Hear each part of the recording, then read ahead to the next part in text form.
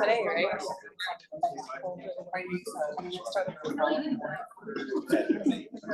Shoot, I mean, yeah, don't do that. It's good to see you. Everybody today. All right. Yeah, it was wonderful. Hi, Mr.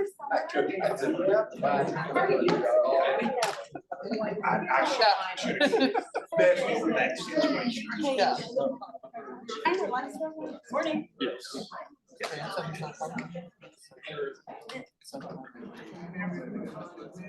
I know, right? So I'm glad they finally told you. Oh. yeah, I'm Valerie. Long Beach, don't be. Just sit this down. Are they gonna talk? Right there. Yep. I'm gonna put my phone. No, they're first. Okay. Oh, okay. We didn't change our hidden question your chair again. We missed it. So it's been the same.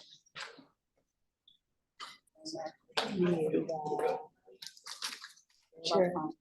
Oh, I got you.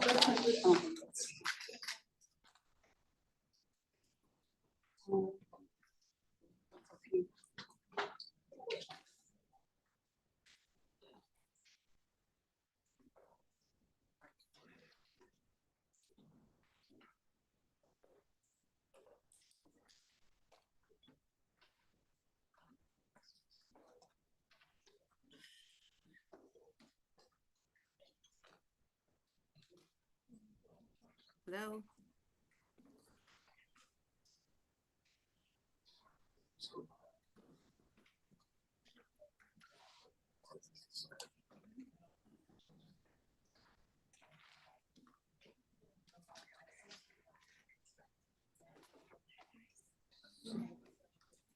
I can't even see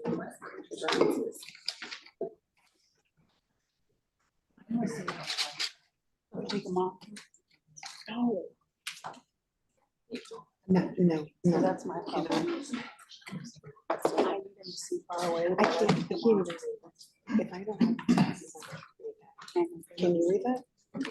With my glasses. I can read them. Look, I had to double. Were you there? Do you need it? Listen, I've never had one. These are really green girls. Were you? I made it 2 months and then they canceled it. Yeah. Was that what? You there when they can come up one day because on my text. And they were like,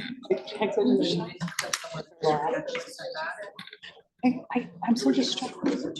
Your text messages are so large. I Said gotta that have to me about my computer one time. I have like my font like enormous. And she came behind my computer. Like, is this how big you have to have it to read? Yes.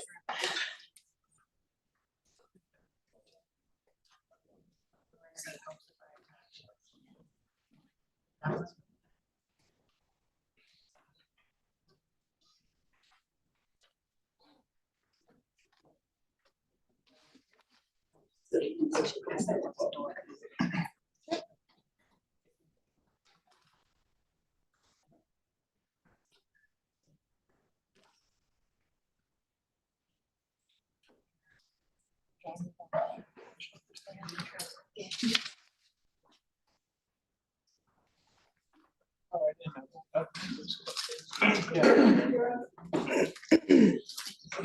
know.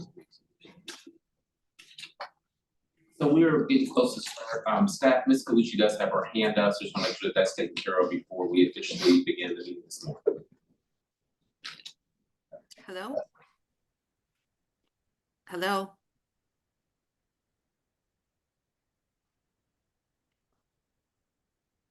Hello?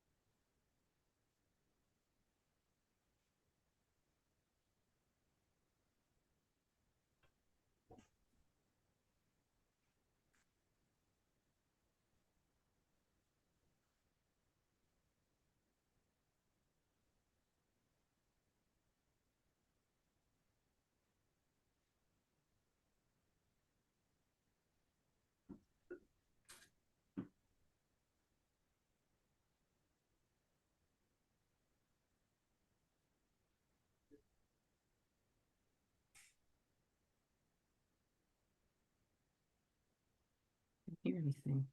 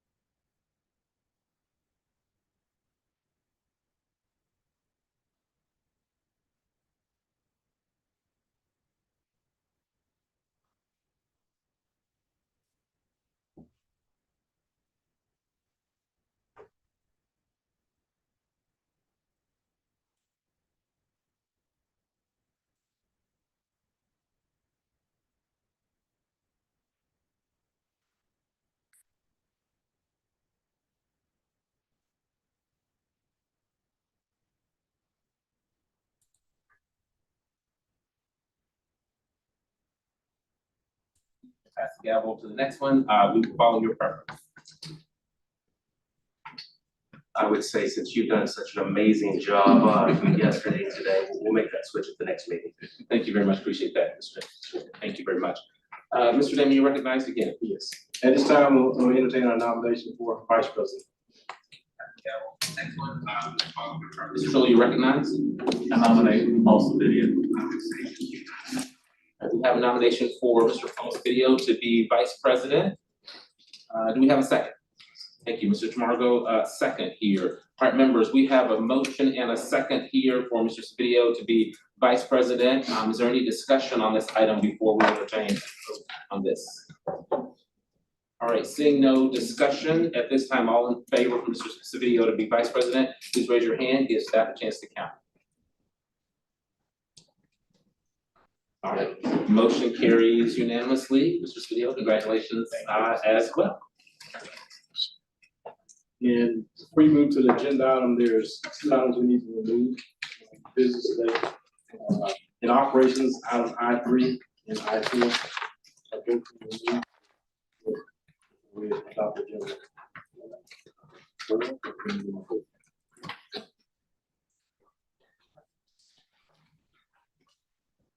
Find ourselves into that portion of the meeting then. So, Mr. Damon, any other comments before we move through the rest of our agenda?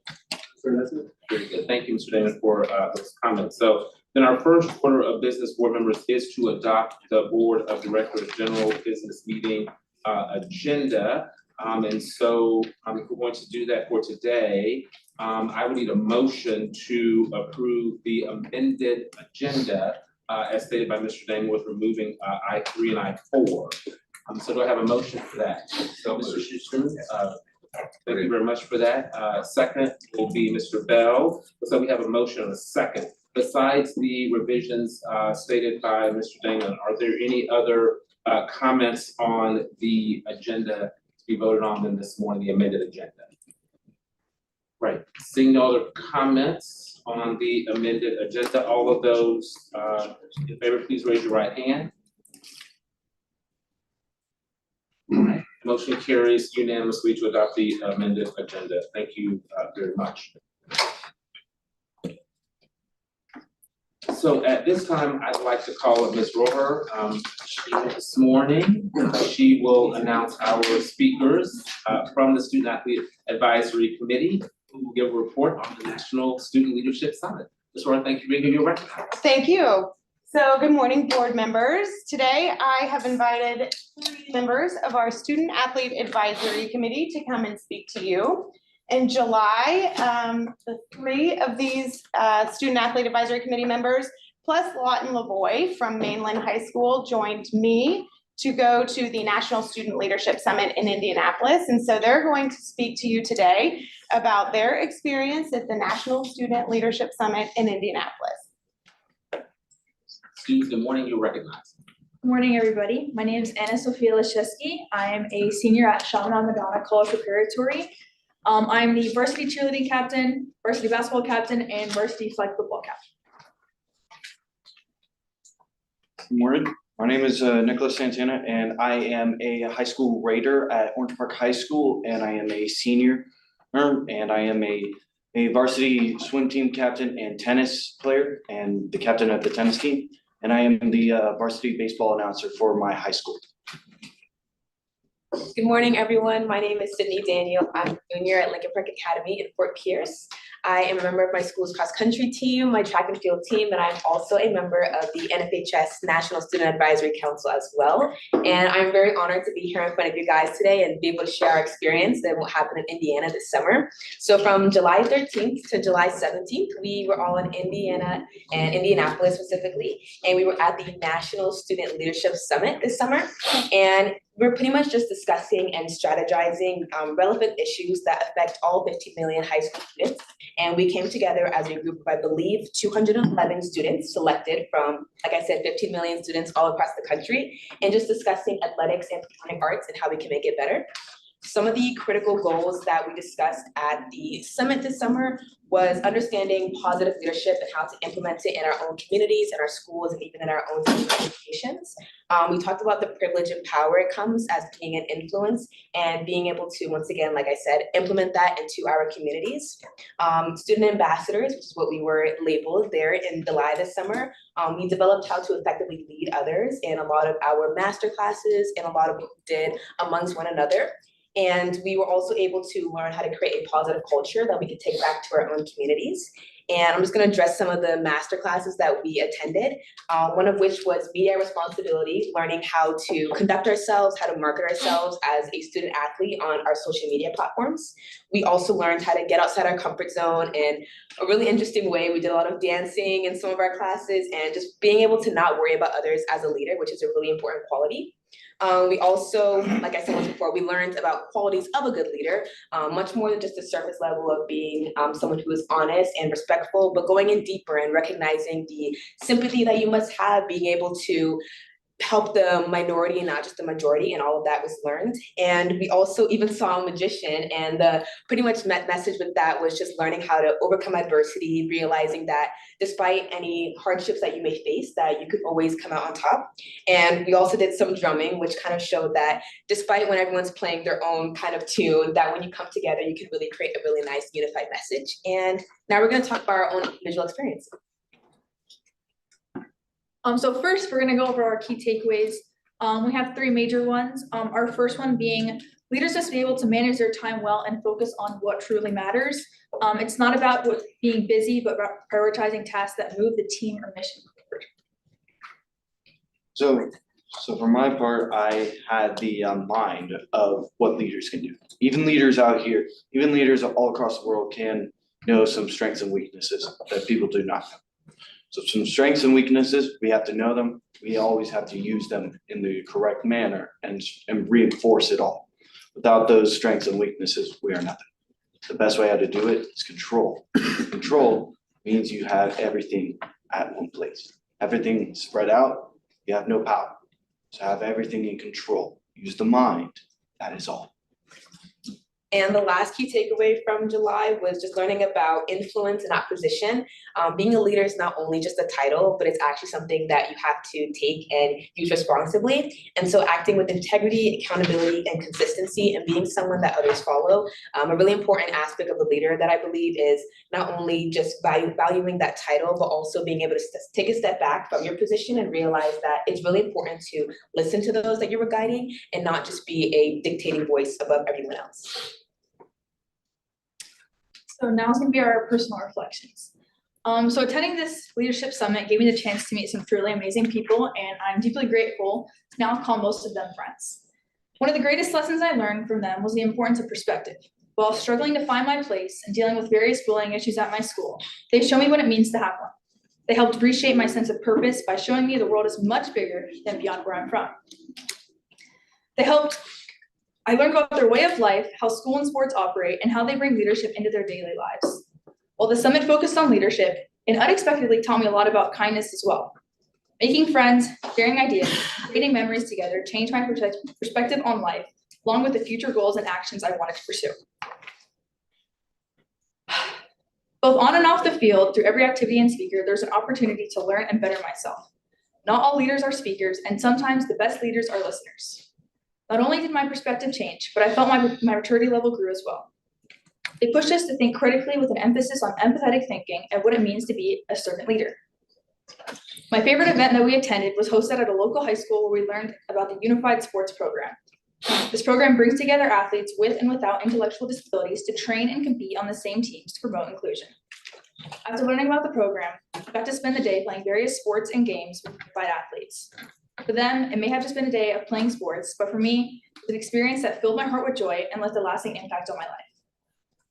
While I was nervous about taking a 4-day trip to Indianapolis without my mom, I'm grateful that God nudged my heart to go, and the entire trip was an incredible blessing, and I'm thankful for the FHSAA for everything they've helped me accomplish.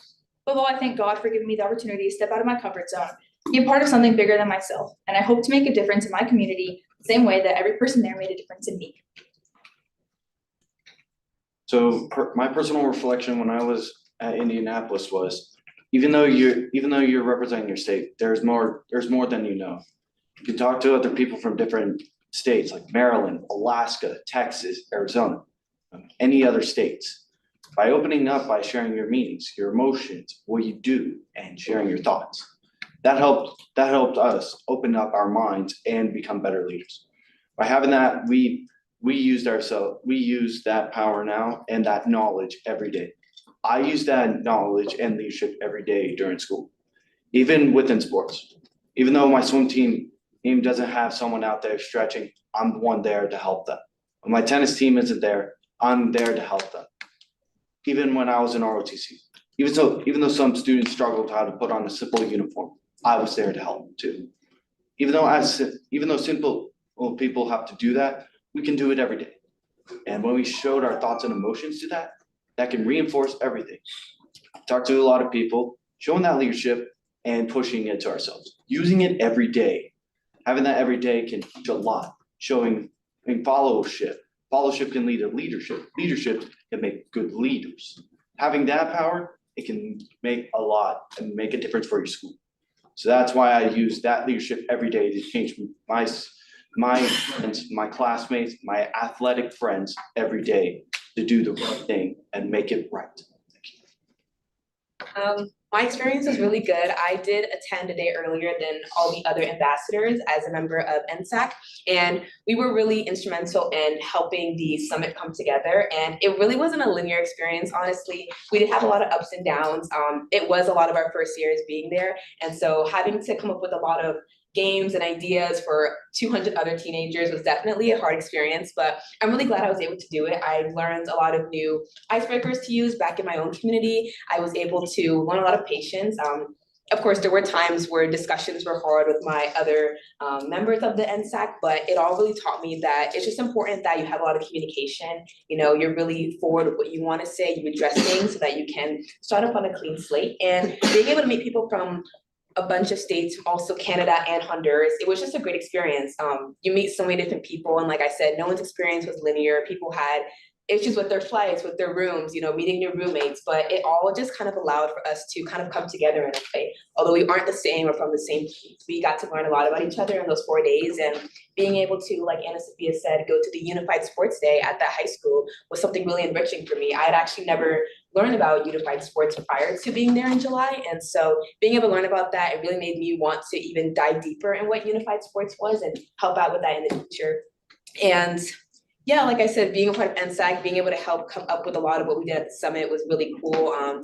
Even in some of the videos, I don't know if you guys saw the dance party at the end, that was really fun. So being friends with people, you know, even the 4 days, I feel like a lot of people got really, really close. A lot of us have friends that we now talk to after 2 months. And so definitely was a really enriching experience. I'm really excited to go back next year, and I had a great time. And I believe that is all for our presentation. Once again, we are really grateful for the FHSAA for everything they provided for us, and we all had a really great time in Indianapolis this summer. Thank you. Students, thank you very much for being here. Questions from board members before our students?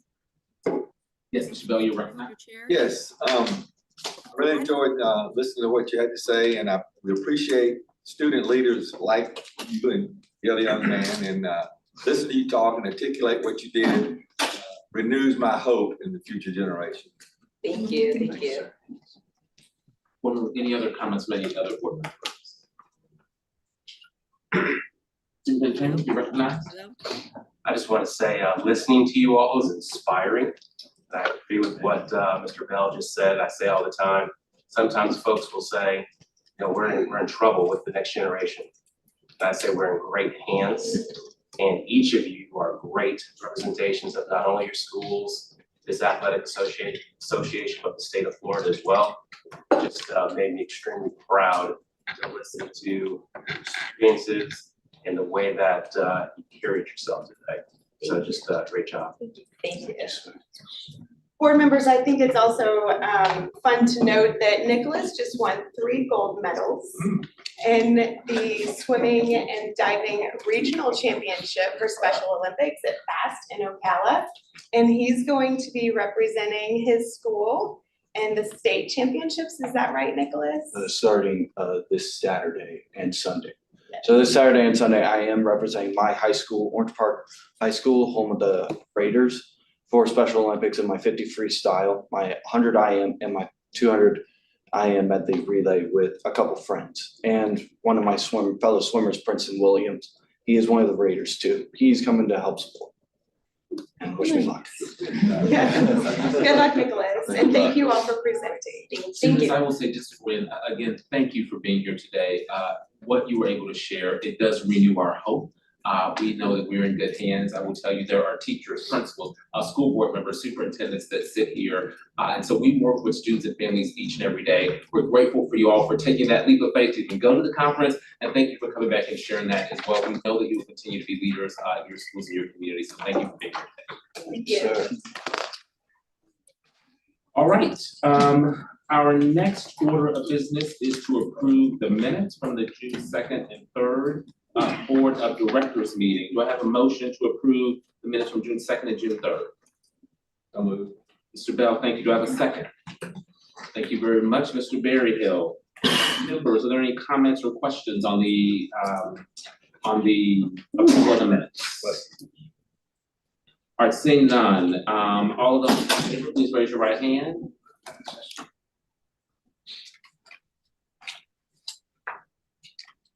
Motion carries unanimously. Thank you Mr. Chair, very much. Okay, so now we will start, move into the report of our committees. And so the first committee will be our finance committee. And so we'll hear that report. And then we'll move into our action items. And so the first item here is the combined balance sheet for the FHSAA Incorporated and the FHSAA Land Corporation Incorporated. And it covers transactions through June 30th of 2025. Just so I think this is your action item, and so you are recognized on this action item. Appreciate that. I'm going to turn it over to Ms. Waters to go over the annual financial report. Good morning. We had great discussion yesterday. We're going to go through a couple of things, and the first one's just going to be a quick review of the 24-25. This is I'm going to preface that this is an unaudited at this moment. Further in the packet, you'll see we've got our CPA audit is actually starting next week. It's kind of ongoing right now, but so this is pre-audit numbers. But what is being presented in here is not what I'm presenting here. I'm trying to do it a little more to hopefully appealing to you than just looking at numbers. I'm happy to go back and answer anything that's in going through here. But let's go ahead and move forward with the presentation or review of revenues that were budgeted versus actual. Again, this is 24-25. Revenue budget was $7,160,000. The actual revenues that came in were $7,306,000. That gave us a revenue surplus over the budget of $145,038.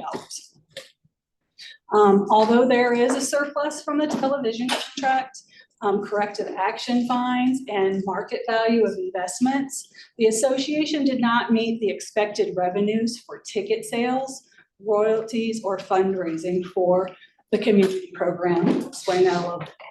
Just didn't get the community program kicked off as quickly as we thought we would. It's definitely going to get kicked off this year. So with regard to an overview that looks on the pie chart here, you can see that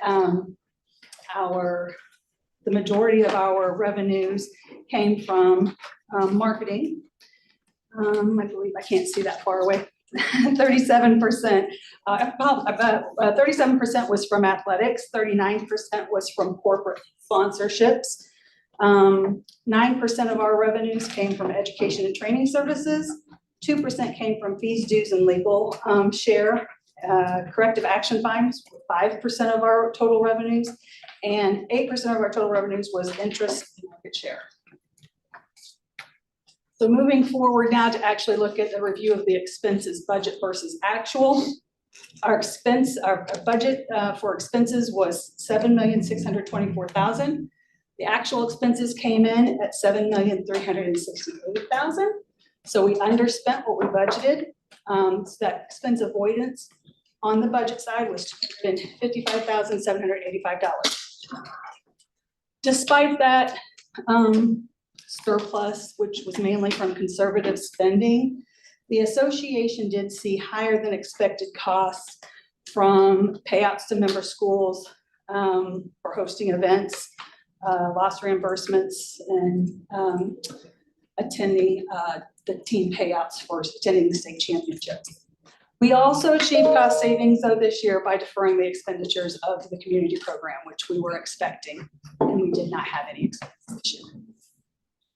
A breakdown of those actual expenses on the pie chart, 39% of that comes from the athletic services and competitions. That would be obvious for the association. 14% comes from the communications and promotions, 10% from eligibility and compliance. 12% of the expenses come from business and technology services, 6% from board and administration, 11% from our officials program and service fees, 5% from building operations and insurance, and 3% from the recognition and scholarship programs. We take those all into consideration when we started out with our fund balance on July 1st, 2024. We started out on July 1st, 2024 with 7.1 million. The revenues we collected and the accruals throughout the year were 7.3 million. If you subtract out the expenses of 7.4 million, our fund balance at June 30th, 2025 was $7,033,661. This is at year end, that balance is 96% of our revenues, which is good. By policy, we like to fall anywhere from 75 to 150% at fund balance. This takes us to the actual review of operating finances. I always like to make sure that we mention this on paper as presented in the in your board packet. Revenues were 7.3 million. Total expenses were 7.4 million. We had showed a net loss on paper of $62,300. Now, despite that is minimal overall financial loss due to, that was kind of saved by the gain in investment values. The association's operating finances, cash in last year and cash out, actually ended the fiscal year with a net loss of $367,581. Some of the major items that might have impacted that, we can specifically talk about some numbers, but just collectively overall, when we have, we've seen less state series. We've seen less state series attendance. I'm certain that that's probably for more games added for classifications. It's rising costs. Part of the impact is rising costs for hosting events. That's on our part, that's on the school's part. There's also the fact that we can never really make absolute assumptions for revenues and expenses just because there are variables of matchups and variables of weather. On the positive side, we did see an increase in state final attendance over last year, especially. I think last year we had an impact that we talked about that fell short, but so we did have more state final attendance. We are growing our sponsorship partnerships. We are expanding the officials program, and that seems to be growing right along with the fact that there is we have an officials department specifically to work on that. We did take less capital outlay to the land corporation, so that also saved the association money for less capital outlay. And we did have some, you'll see across the board, we had some conservative spending. You know, whether it was less in printing or less in travel and things like that. So overall, the financial position remains strong for the 24-25 fiscal year at $7 million in the fund balance. We could sustain regular operations for an entire year if we ever had something that, couldn't have any revenues coming in. With $7.8 million in current assets, on June 30th, 2025, evaluation of the association's performance is positive and on target. Are there any questions about that presentation? Board members, questions, Ms. Waters on that? Or anything in your board packet?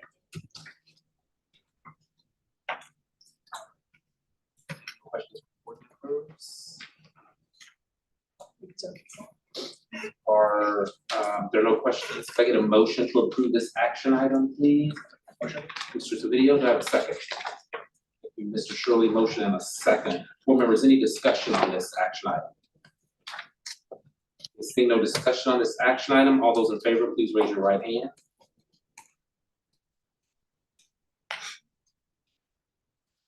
Motion carries 12-0. Thank you very much. The next action item is the presentation of the FHSAA incorporate the final budget for fiscal year 25-26. Mr. Video, this is your item, but I said you want the Waters as well as Waters. You are recognized. Thank you very much. So this part is the actual, what we're working on for 25-26. What was presented to you and approved as a tentative budget in June. We showed a net income loss of $394,990. Again, the nonprofit, we typically do budget at a loss. But from June till now, things that we know, the final budget being proposed is bringing in $7.5 million, expensing $7.9 million, almost $8 million, for a deficit of $470,786. Again, as usual and customary. I am happy to go over anything that changed. It's mainly things that we didn't know then that we know now. So even when we presented the tentative budget, we weren't been done with yet. Are there any questions about the tentative budget being presented, about the final budget being presented? There's questions on this action item from the squad. All right, board members, seeing no questions, can I get a motion to approve this action item? Motion. Video, do we have a second? Thank you very much, Mr. Marco. Second, very good. Any discussion on this action item? Seeing no discussion, all of those in favor, please raise your right hand. Motion carries 12-0. Thank you very much. We now move into action item number 3 from the Finance Committee, and Ms. Waters, I assume you presenting that as well. It's the FHSAA financial statements ending August 31st, 2025. You're right. Thank you. These are also in the board packet with what you just approved as the budget for 25-26, along with what is actually happening. So at August 31st, these financials were presenting with capital assets of about $7.4 million, liabilities at about $500,000, bringing us to a fund balance of near $7 million. Still operating good and in good financial standing with our balance sheet.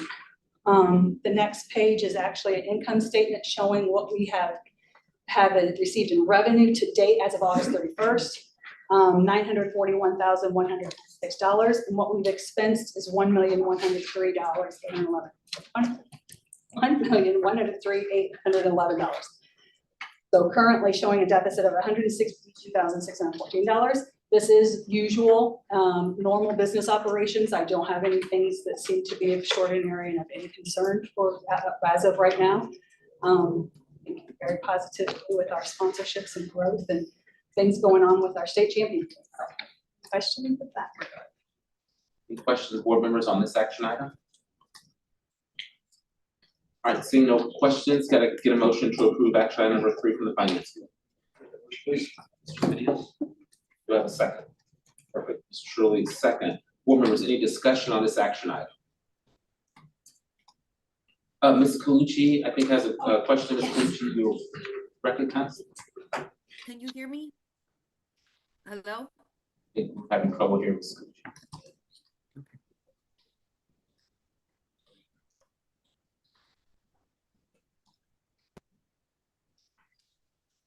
Ms. Colucci, can you hear us? I can hear you, but yes, I can hear you. Okay, perfect. Did you have a question on this action item number 3, Ms. Colucci? No, can you hear me now? Yes, we can hear you. Yes, just after the vote is taken, I just want a moment of personal privilege. Can you repeat that, Ms. Colucci? Just one, after we voted, before you move on to the next action item, I just wanted a moment of personal privilege. Okay, thank you. So if you're okay, we'll take a vote on this action item and then we'll recognize you, Ms. Colucci, if that's okay? Absolutely. Okay, perfect. So we're back on action item number 3. I think we have a motion, if that's right, from Mrs. Speedy and a second from Mr. Shirley. So if there's no, is there any other discussion on action item number 3? Okay, seeing no discussion on action item number 3, all those in favor, please raise your right hand. Motion carries unanimously as well. And so before we, thank you, Ms. Waters, I think that concludes, you'll be doing the next one. So before we move into the next part of the meeting, we will recognize Ms. Colucci here. Ms. Colucci, you are recognized at this point. Thank you. Can everybody hear me okay? Yes, yes. Okay, I just wanted to take a moment of personal privilege. I want to congratulate the new president, Mr. Chambers, and Vice President, Mr. Silvidio, and just say that it has truly been an honor to serve as the president of this fine organization for the past 2 years. I'm looking forward to the new leadership. I'm looking forward to continuing working with this great organization. And I'm just very grateful to have served as the president with such a fine group of individuals who has done such great work for the state of Florida and student athletes. So thank you. Colucci, thank you very much. We appreciate you sharing those kind words. I think, even though I've been on this board for a short time, I think other members would say thank you for your leadership as well. And we certainly are looking forward to President Chambers' leadership and Mr. Silvidio as well. So thank you very much, Ms. Colucci, for those kind words. We appreciate that. Thank you. And I just wanted to say it earlier, but I was having a lot of technical difficulties getting on. So I'm sorry to interrupt the meeting at this point, but I just wanted to say that before we went any further. No worries. We appreciate you, Ms. Colucci. Thank you for sharing those comments. Okay, so now we will continue through our agenda at this point, and so I will now recess the general business meeting and convene the meeting of the FHSAA Land Corporation Incorporated meeting. And so this will be for Finance Committee for action item number 4. Chair Silvidio, this is to approve the FHSAA Land Corporation final budget for fiscal year 25-26. And I'll turn it over to Ms. Waters to present this action item. If you're good with that. Yes, please. Thank you. It's quite recognized. Thank you so much. This item is to approve what was, in June, we had a tentative budget for the Land Corporation where we have $126,000 in deficit, again, mainly of depreciation, which is not even a cash number, but with the proposal of the final budget right now for 25-26, it's showing at $107,300 loss. So we've improved that a little bit by more aware of what our capital outlay we're going to be. So having that $107,000 loss, the final budget presentation for the Land Corporation. Thank you very much. From board members on this action item. Seeing no questions, please can I get a motion for action item number 4? Thank you. Second. Shirley, thank you very much. Board members, is there any discussion on this action item? All right, seeing no discussion on this action item, all of those in favor, please raise your right hand. All right, motion carries unanimously. Thank you very much. Our next action item from the Finance Committee is the FHSAA Land Corporation. It's the financial statements for the period in August 30th, 2025. Ms. Waters, you're recognized. Thank you so much. So this is actual through August 31st. The Land Corporation is operating as usual. There's nothing extraordinary happening with currently showing a $30,000 loss with some assumptions of appreciation there. With everything is still on track for the Land Corporation. Any questions from board members on action item number 5? Seeing no questions from board members, can I get a motion? Motion, Mr. Silvidio, thank you. Can I get a second? Thank you very much, Mr. Schusterman, is a second. Board members, any discussion on action item number 5 from the Finance Committee? All right, seeing no discussion on this action item, if you're in favor, please raise your right hand.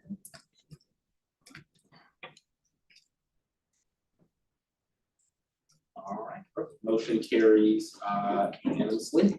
And now, at this time, I will adjourn the FHSAA Land Corporation meeting, and we will reconvene the general business meeting.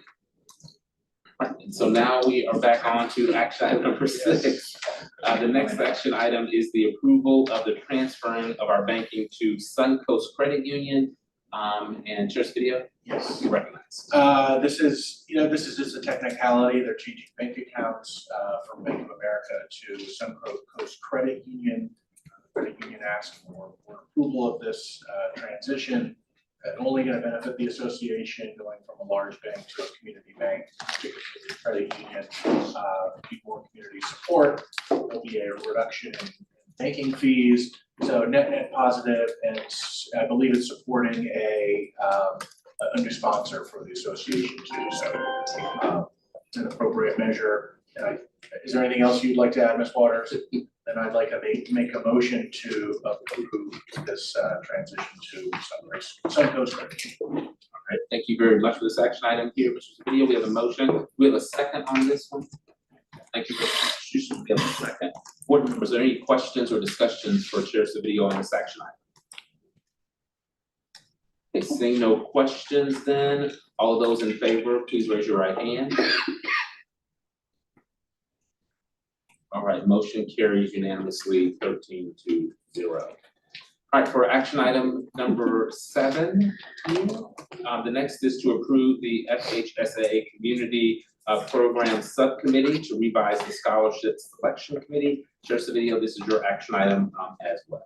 Yes, I'm going to turn over to Matt to describe it. So this item is to address prior feedback from the Board of Directors regarding the Turnaround Scholarship Selection Committee. It was noted that with the selection committee, currently there could be multiple board members on that committee, resulting in the meetings being in public. With the potentially with the student information that would be included in those applications, the board felt it might be better to be able to have those meetings outside of the public notice. So the recommendation is to revise the makeup of that selection committee to the FHSAA Community Program Subcommittee Chairperson. All other subcommittee members that are not FHSAA Board of Directors members, and if that is less than 5 people, the FHSAA Executive Director or his or her designee or designees to get to 5 people on that selection committee. If you have any questions, I'd be happy to answer. Board members, questions for staff on this action item?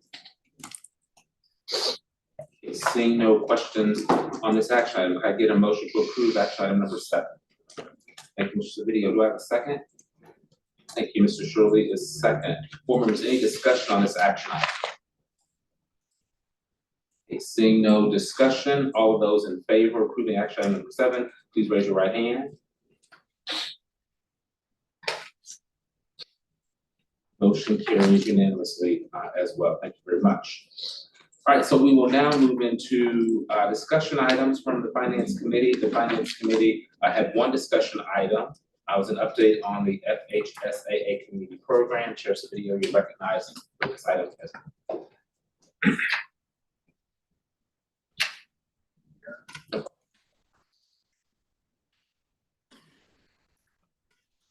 Turn that over to Matt. So we spoke about this in the Finance Committee. If the board would like any updates, I can go over them.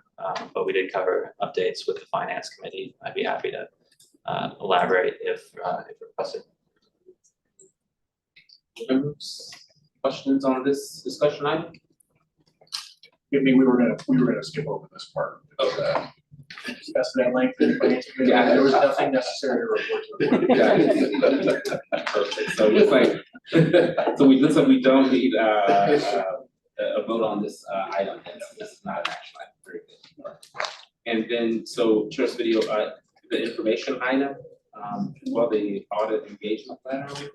I can briefly just address that. It's a typical engagement letter that we are engaging Carr, Briggs and Ingram. It's been the association's audit firm for some time. They have a significant increase in price, but it's relative to the market based on my experience and knowledge here. They will be commencing their audit, I believe, at the end of this week. Yes. And No, beginning of next week, yeah. for this, not just for informational purposes. You have it all here in your board packet there. Thank you very much. So no, Mr. President, you want- Is there something? So any other information on this item before there any questions from Mr. Savidio on this information line? No, I'm just gonna add one thing. We do, our association did receive, not related to the financial, receive notice from the IRS about audit of the 401k plan. Typically, there's no cause for concern. It's likely either some sort of matching notice or a random audit. They'll adjust accordingly on copy. They'll respond appropriately, and there shouldn't be any issues. Should that change, we'll let the board know as soon as possible. Questions for Mr. Savidio on this? All right, then that does conclude the Finance Committee report. Thank you for that as well. We will now move into the governance report, the governance committee. So the first action item is for the PLAC membership. I think this is my action item. I'm going to over to staff as well to present this action item. So we present action item number 1, governance committee. Thank you, Mr. Richardson. Your record. Good morning, board. We briefly met in our governance committee yesterday. This is reference to our PLAC roster for the 25-26 school year.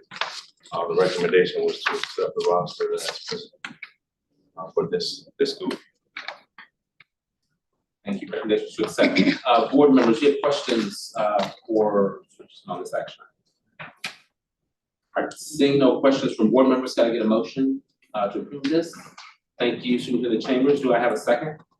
Mr. Schusterman, thank you very much. Board members, we have a motion, a second to approve this action item. Is there any discussion on this action item from the governance? All right, seeing no discussion, all of those in favor, please raise your right hand. Motion carries unanimously 13-0 as well. Thank you very much. The second action item from the governance committee is the acceptance of the PLAC annual report for the 24-25 school year. I think you're going to present this action item as well, Mr. Summers, to speak on this item here. Yes. So, He is present. Perfect. Mr. Summers Summers. is present from our PLAC committee. Yes. I'm going to come to the podium to present this item. You're recognized.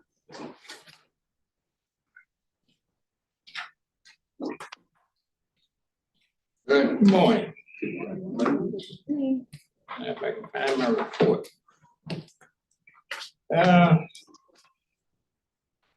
Florida High School Activity Association Board of Directors. Mr. Craig Damon, Executive Director of the Florida High School Activity Association. Mr. Kevin Richardson, who's Administrator of the Public Relations and is currently PLAC Liaison.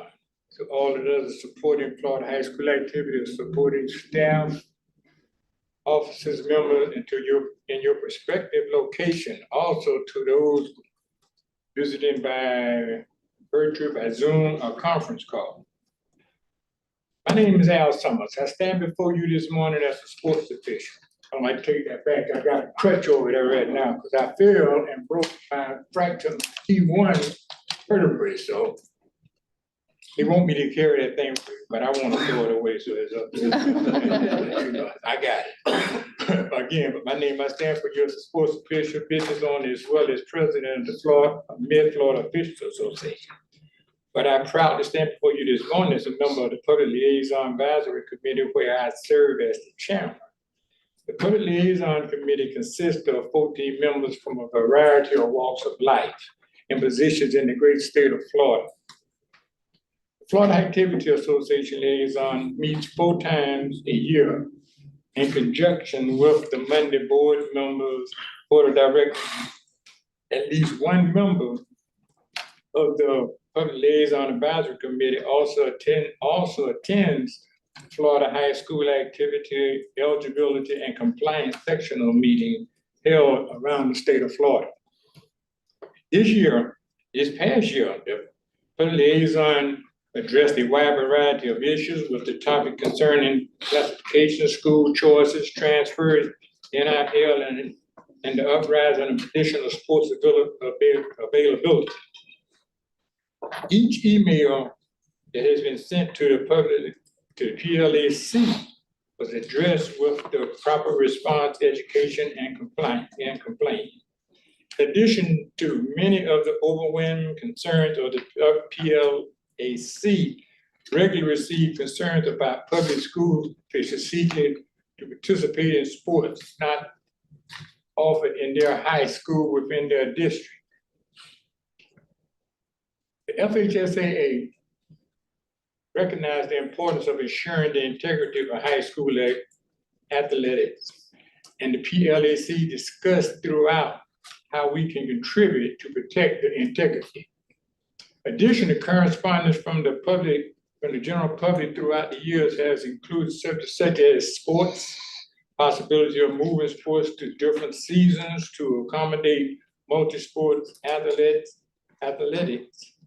and the weather conditions in Florida, which we all know about the weather conditions. These inquiries will also forward to the different sports administrators, as well as the Athletic Directors Advisory Committee. PLAC promptly answered every correspondence received by the committee and reviewed each topic at one of their 4 meetings. The PLAC is a wonderful asset to the FHSAA, and it has been a pleasure serving in this position for the current school year. Together, the PLAC work to ensure that there is an outstanding understanding of what the Florida High School Activity Association policies and bylaws are, in addition to ensuring the association continue to address the concerns of the constituents. I present to you Public Liaison Advisory Committee Annual Report, which summarizes the communication the committee received throughout the 2024-2025.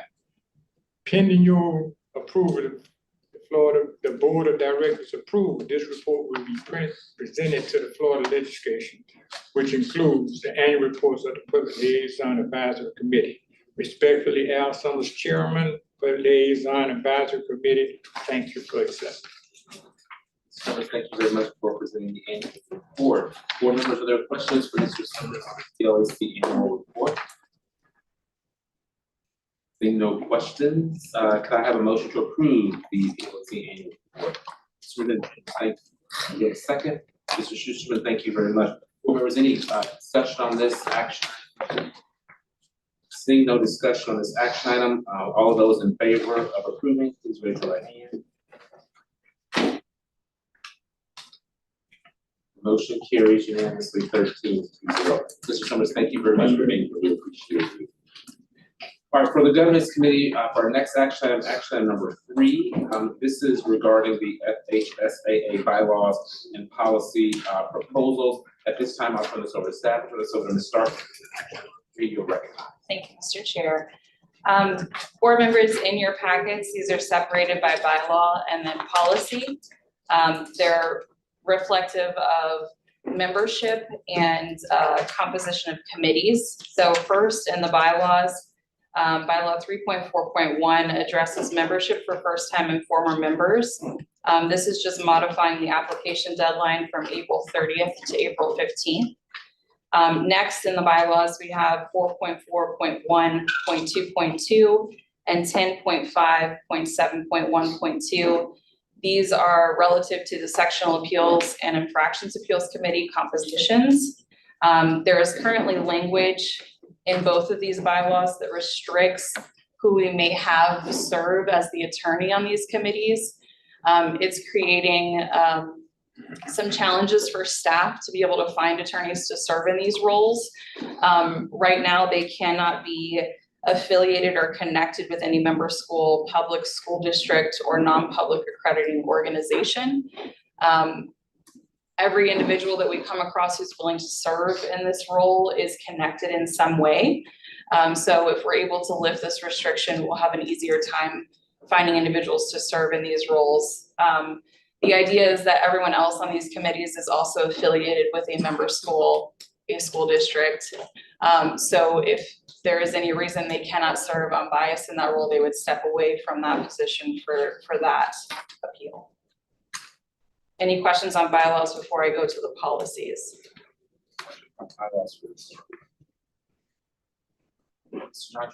Just a question about that.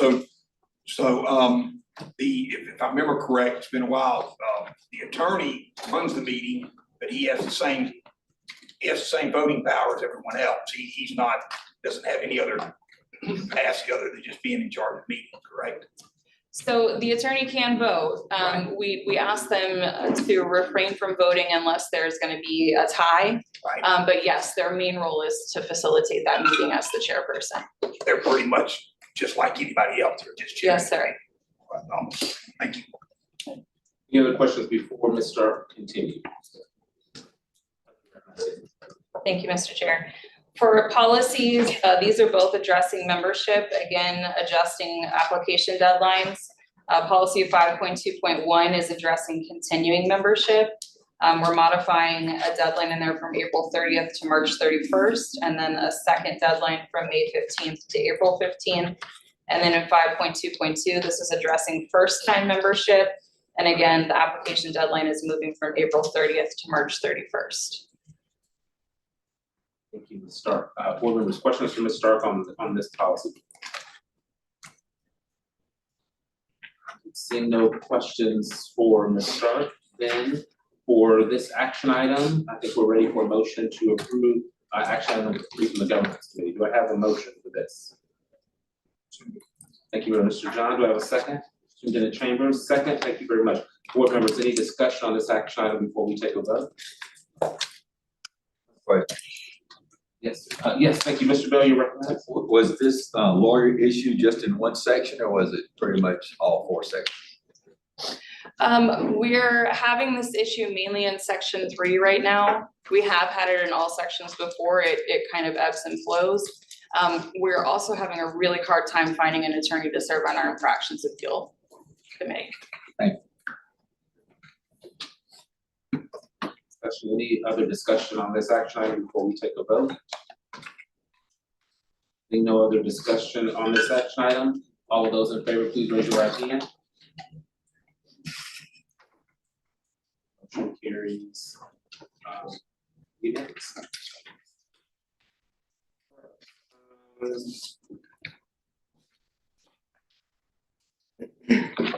Ms. Stark, we need to cover any information or discussion items, or we are. I'm happy to address, the governance committee did add a discussion item yesterday during the meeting. We talked about policy 36, which is our policy on athletic recruiting and addressing impermissible benefits. This board did bring up wanting to look into impermissible benefits during its meetings last year. We just asked governance to go ahead and start taking a look at 36.4, which is our specific prohibitions for impermissible benefits. Write down any questions or concerns you have about any of those items. There are 13 listed there. If you believe that we've missed any, that we have too many listed there, or you have specific questions about examples that have fallen underneath those specific prohibitions, we encourage you to reach out to the eligibility and compliance staff to get more information on that, and then we want to have a deeper discussion in November. Thank you very much, Ms. Stark, for sharing that discussion. Mr. Video, you recognize. When would you like that commentary or comments by? We ask that you send it to eligibility and compliance staff, and then we'll have it for discussion at the governance meeting in November. So by the deadline for board materials for November. Any other questions for Ms. Stark on that discussion item? Thank you very much, Ms. Stark, for sharing that. And this does conclude the governance committee report. Now we will move into the operations committee for the first action item. The first action item proposed is the sports rule changes for the 25-26 school year. And Chair Johns, I think this is your item, so you're recognized to present or to turn it over to staff to present. I'm gonna turn it over to our current president, last year. I've never been called a president before. Chairman, I'm sorry. So yesterday we did have a switch in roles. So Mr. Johns will be moving forward as the chair, co-chair of the operations committee.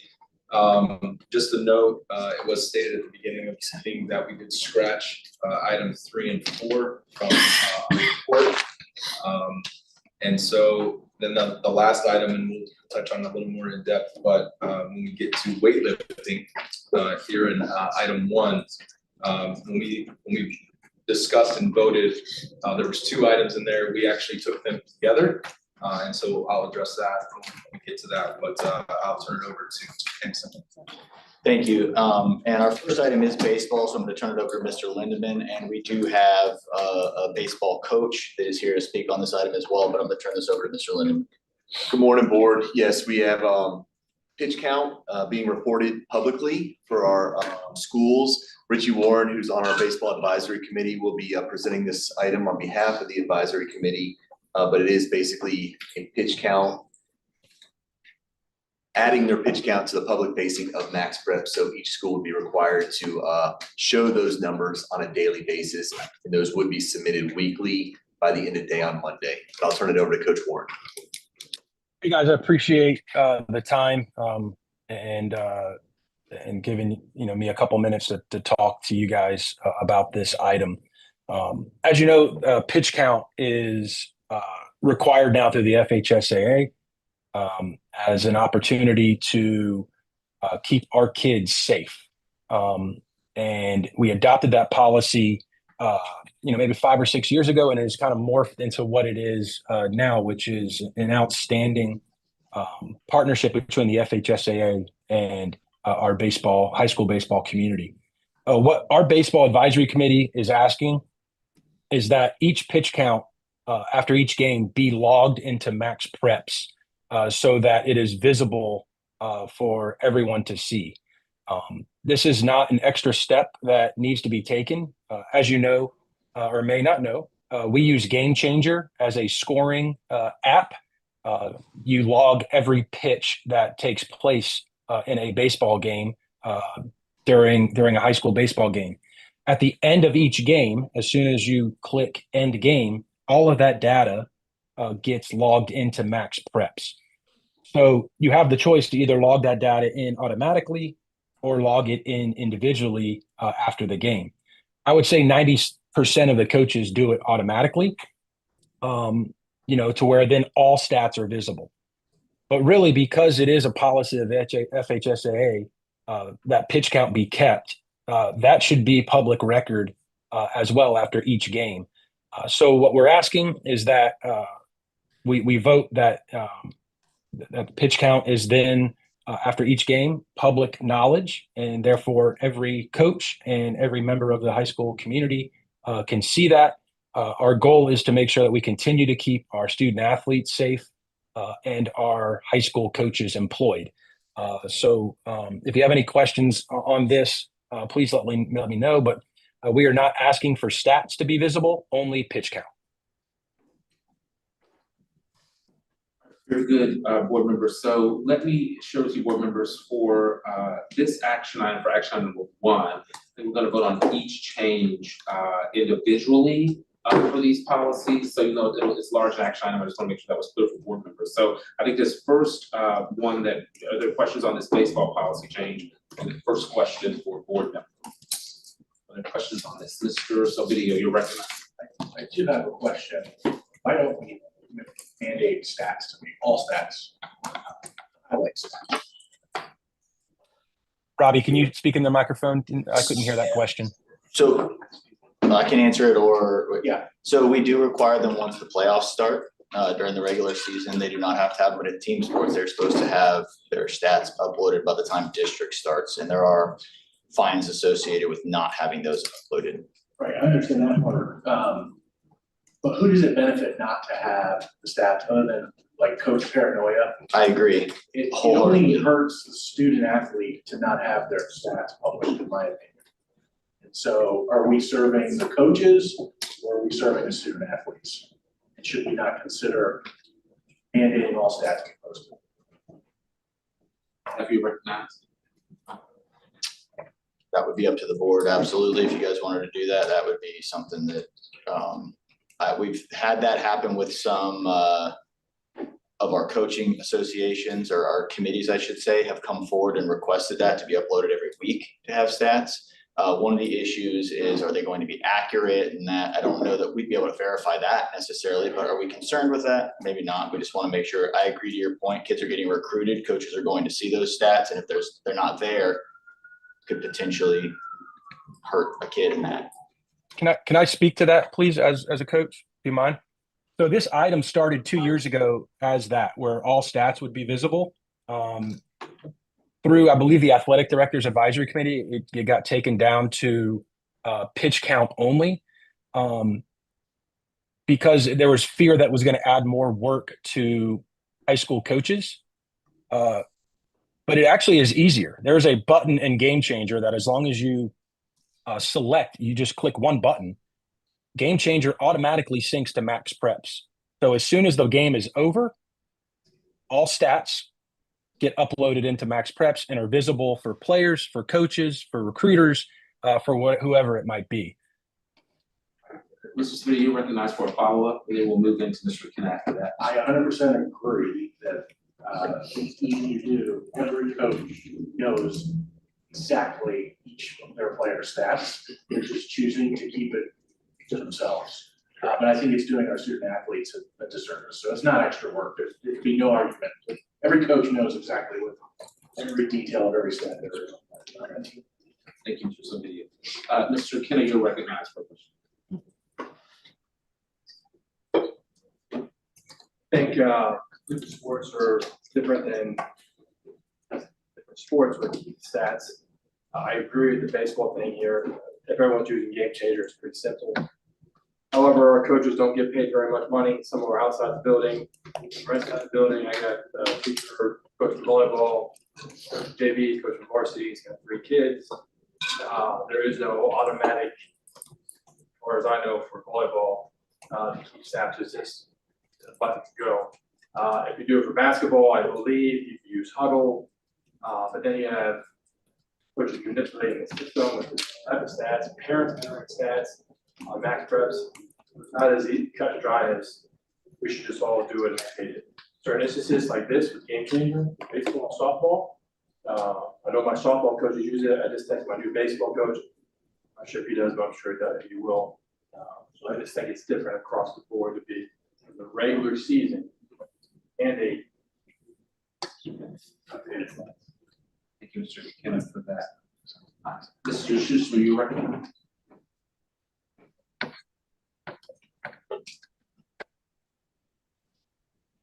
Excuse me, having coached a sport like softball for 36 years, and I know modern technology has improved, the stats are very, very inconsistent, and the stats are not exactly what you want to put on every day or every week. It can also cause problems for your team and can create problems that are not really worth the hassle. Thank you. Mr. John, you recognize. Almost. Mr. Gary Hill, you recognize. Thank you. As this is being asked, it was a 4-0 yes to approve this. I was just going to kind of make a similar point as Mr. Kenna. In baseball and softball, it's required to use Game Changer by our association, so it's very simple. I do think teams that use Huddle, there's different variations of how to use Huddle. At my school, it's automatically sent to Huddle Assist, and they kick everything back, and our coaches are doing 0 work.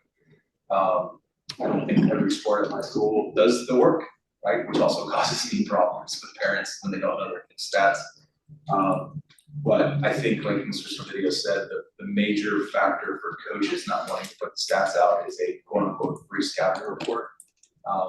But at every other level, whether it's travel baseball or college baseball or any of those other, the stats are totally public 24/7.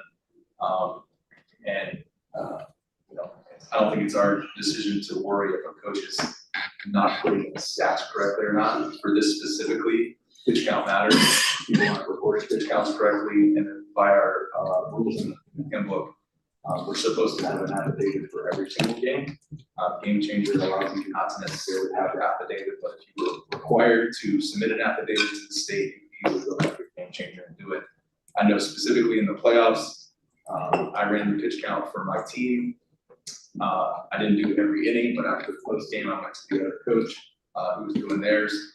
We looked at both game changers. We both had handwritten pitch counts, and we were exact in that scenario. I've also been involved in other scenarios where we're not. So I think this is important for the game of baseball moving forward. I'm not sure it's for every single sport, but we have a pitch count rule that decides when a kid can pitch the next time. Or is he eligible to throw X number of pitches in this game, or all those things. And so I think it's important to move forward with this as is. I think it could be another conversation down the road for all stats, but I would be a proponent of that as well. Thank you very much, Mr. Mayor. Mr. Johnson, you recognize? Just to follow up, so. I don't think I actually. Just to follow up, I don't want to belabor that situation, but from a small school situation, county athletic director in a school where over half my coaches are volunteers, they're not educators, they're outside. I think that if we have a platform that we require use that has the ability to put stats in, I see no reason we don't use it. So, but there are a lot of sports that we don't. I mean, some people use huddle, some people don't use huddle. I mean, so I think Mr. Video's got a great point. We have a platform in baseball that facilitates this. There's no reason not to use it. Just, I would not be careful with a blanket stat situation with sports, especially, the ones that still have to do it by hand. I mean, I coached football for 33 years. I never used huddle for any stats. I did it by hand watching the film. And so sometimes I had them done on time, sometimes I didn't. So that would be my only comment. But I do think if we're using a platform, no reason we can't move that forward. Thank you, Mr. Johnson. Mr. Margot, you're recognized. Thank you. Who's gonna post the scores? Is it the home team? Is it the official scorekeeper? Is it individual coaches? That's where you're gonna run into a problem with people who pad their stats and people who are really by the book. Well, once you connect with Game Changer, hit submit on those stats, it'll link to Max Preps as it is right now. So it's the coach, like Yeah, the coach, yeah, whoever's your who's running your Game Changer, once they hit submit, that game has been scored. And if you wanted to just do pitch count, you'd have to go in and manually input just that, otherwise it will upload all the stats. But baseball is the only sport we require Game Changer for, so there would be all the other sports would have to go in and manually, unless they have the ability to upload from a third-party program. All right, board members, so we do, we've had time for questions on this action item. Here's my question. We've had a lot of discussion, but I think the question is, do we have a motion to approve this action item as is for this baseball policy change? Yeah, Mr. Johns, we have a motion. Mr. Schusterman, second. All right, board members, is there any other discussion on this action item? Mr. Silvino, we recognize the discussion. Yeah, I just want to clarify, I was just talking about baseball specifically. Baseball is the ultimate stat sport.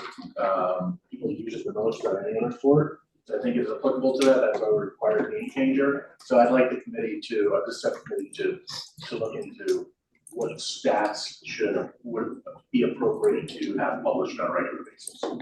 Thank you very much for that clarification. Mr. John. Yeah, if I can clarify too, and I'm not a baseball guy, so I didn't realize this until yesterday, so it's great information, but it's actually more work for them not to put the stats in. Correct. Than it is to put this. Am I correct, Coach? That is correct. So when they hit submit, if they're including the stats, it automatically uploads. They're only putting the pitch count in, they have to go in and hand do that. So that really kind of fits together. It's actually easier to do it that way. So moving forward, that's definitely something I think as a committee we should look at. Thank you very much. Coach, on screen, you're recognized for a comment. Got a comment? Yeah, it's just, I think if I can speak on, this is my 20th year as a head coach in the Tampa area. It's getting harder and harder for our kids to be recruited. I don't know how it is in other sports. It is with the transfer portal and a potential 5th year of eligibility coming for NCAA athletes. Having colleges, no matter what division, having access to our kids' information is paramount. I just think, as a coach, you know, all of my stuff's out there. So if anyone wanted to find any information about my kids, it's out there. And I can't tell you the amount of emails and text I'll get from college coaches, you know, saying, hey, I see this kid, you know, uncommitted. He's bad, you know, this, can you tell me a little bit more about him? So for me, I will never not post our stats because it's just another avenue for our kids to potentially play at the next level. And that's what we're here for. I mean, we're here for the kids and to do you know, to serve them. And so I appreciate you guys taking the time to you know, address this item. You know, hopefully, if you have any other questions, feel free to reach out. Very much, Coach. So members, any other discussion on this action item? We do have a motion and a second. All right, looks like we have no other discussion on this action item. So all of those in favor of approving this action item as is, raise your right hand. Motion carries 13-0. Thank you. Thank you all. Very much. So the next, continuing with action item number 1, the next topic is beach volleyball. Mr. Berryhill, we recognize. Yeah, I'll turn these over all to Mr. James. And I'm going to turn it over to Mrs. Hope. Thank you. And I will not turn it over, I will present them. So we have 2 hopefully fairly quick ones for you for beach volleyball. Our first one is a tie-break policy. So we currently do not have a tie-break policy in beach volleyball. Just a quick breakdown on the structure of beach volleyball is you have team A that has 5 pairs, team B has 5 pairs. If either team is missing a pair, then that pair forfeits. We've seen it, I think it was only 2 or 3 times last season where both teams were missing a pair. So we played 4-4 and they split and we had no way of breaking a tie. So we came up with our advisory committee, kind of the easiest way to break that tie. We discussed adding up set points and counting, and they wanted it simple. So best option they came up with was considering pairs 1 through 3 are going to be your scoring pairs. Pair 4 doesn't necessarily count towards the outcome of that match. Still plays as scheduled, but it won't go towards that tie break. So simple as possible. The students are scorekeepers, so it kind of alleviated that room for error and scorekeeping and adding up set points and all that. They wanted it as simple as possible. Thank you very much for presenting that. Mr. Mayor, your work. Yeah, I was gonna let everybody know that this passed 4-0 as a recommendation from the committee. Other board members, are there questions on this section of the action item? All right, seeing no questions. I was gonna give a motion. Motion, thank you very much. Motion to approve. We have a motion to approve this part of the action item. Do we have a second? Thank you very much, Mr. Ford. We have a second. Board members, are there any discussion on approving this part of the action item? All right, seeing no discussion, all of those in favor, please raise your right hand. Motion carries unanimously 13-0. Thank you. All right, so the next, I think we're continuing with beach volleyball here, requiring player numbers to be on the front and back of the uniform. Mr. Berryhill, will you turn this over again? Yes, Ms. Ogle. Thank you, recognize. Perfect. So this is another topic. Currently, we just required numbers to be on either the front or the back of the jerseys. It's created some gamesmanship issues where if the number is on only the back, the student athletes who are responsible for scorekeeping and keeping that serve rotation require the other player to turn around each time to notate it in a book. They're delaying games. They're being a little bit poor sports about it. So our committee requested that we have them on the front and backs of jerseys. That way, no matter where the scorekeepers and the officials are sitting, they can always see that number, keep a proper rotation. USA Volleyball is the governing body for beach volleyball at the higher level. They do require on the front and the back, so we would just kind of mirror that language. Thank you very much. Board members, questions about this section of action item 1? Mr. Kinney, you're recognized. Some schools are on a uniform rotation. So take into consideration the mandate for this coming year. For me, it's on my uniform this year, I'm on a 2-year rotation. So they have a 3-year, so the additional cost would be somewhat burdensome to do that. Right, the way it's written is for the 26-27 school year, so for next school year. If the board chooses, we could have kind of a phase in where maybe we push it to the next year or kind of have a year buffer. I think maybe if someone appeals it to you guys, maybe you should. So Grace period or something. I don't mind next year. I think most schools would be able to afford it, but there may be a school outlet or two that they did call up here. Show them some grace. Thank you, Mr. Young. Any other board members have questions on this section of the action item? Seeing no other questions on this section, Mr. Berryhill, I make a motion to approve. Thank you. Do we have a second? Thank you, Mr. Shirley. We have a second. Our board members, do we have any discussion on this action item before we vote? All right, seeing no discussion on this action item, all those in favor, please raise your right hand.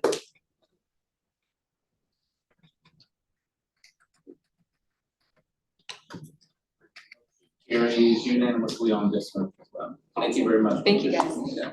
All right, Mr. Berryhill, you're recognized. Yes, our next item underneath action item 1 is 2 separate boys volleyball rules that the committee wants us to change. We had some good conversation about this, and just to lighten the board, we're an FHS member in our state association, and one of the cool things about that is our staff gets to sit on committees. And when we try to adjust rules that don't align, playing rules, not administrative rules, but playing rules, if we adjust those to not align with the NFHS, it takes away the opportunity for the FHSAA staff to sit on rules committees at the national level.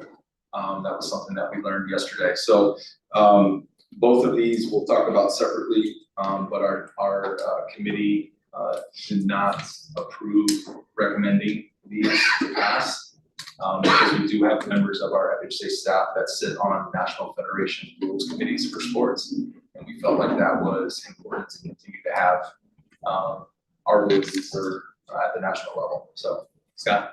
Yeah, and just to elaborate on that, there is a process for requesting rule changes or requesting pilot program rule changes through the NFHS. So there's a process in place for this.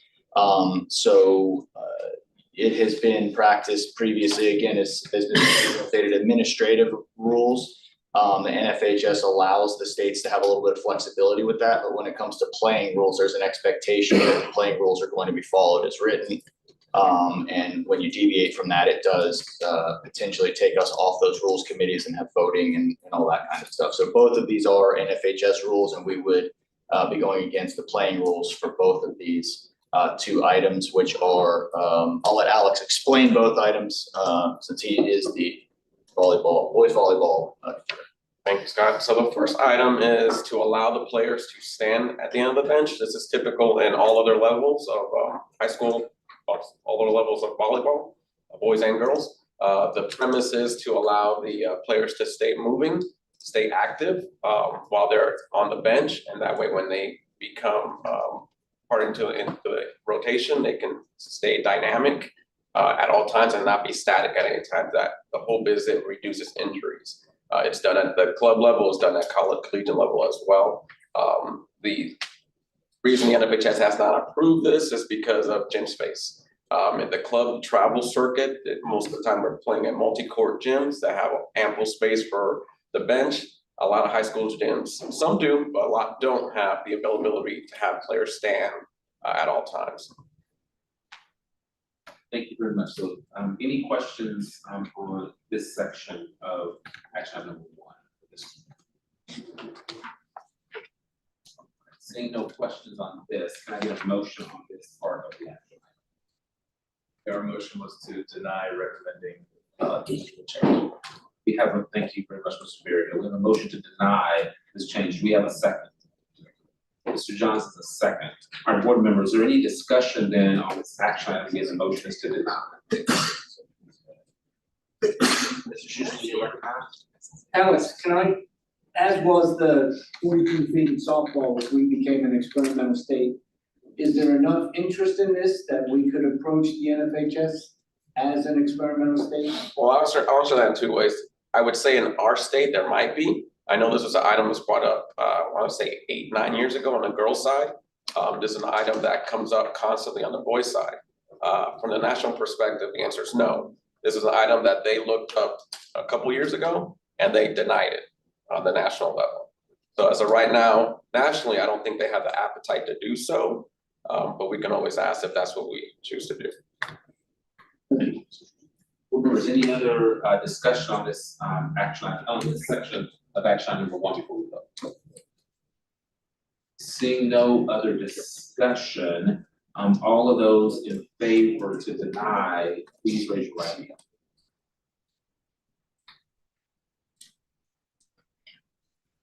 That motion carries 13 to 0.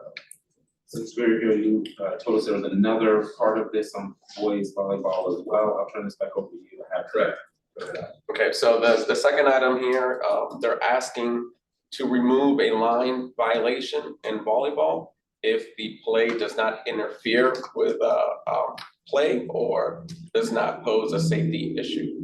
As of right now, the rule is if a player steps over the line, there's a rally point against that, period. It doesn't matter if it's interfering play or not. What they're asking is if there's no interference with play, to go ahead and let the play continue and not deduct the rally point from that team if the player crosses the line without interfering or posing a safety issue to himself or the opposing player.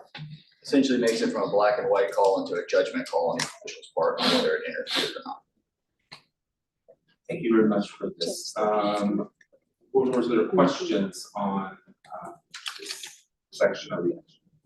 Mr. Bell, you recognize.